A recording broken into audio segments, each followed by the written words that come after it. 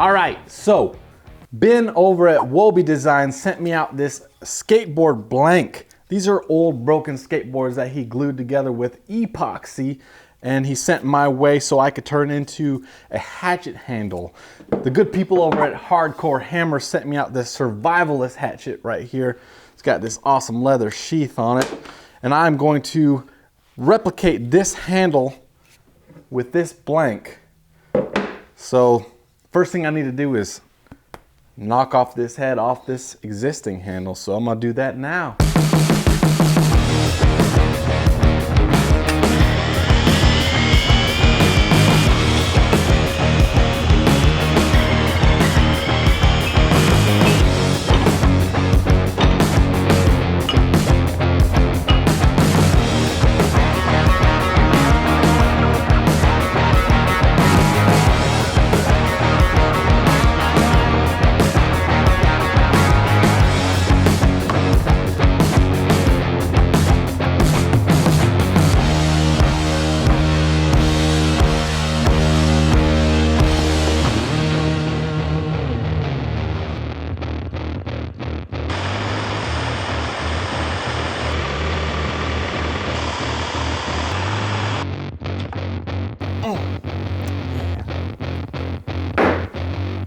Okay, so I just finished roughing out the handle with the jigsaw because I don't have a bandsaw, but now I'm gonna switch over to the angle grinder here with a shaping disc, one that I've never used before, so I'm a little bit anxious to get started with that, but I'm just gonna dive in head first. And then I've got a couple rasps, that's kind of hard to say, rasps, to make the final shaping on the handle. And then of course I'll use sandpaper to get everything nice and smooth. So let's do it.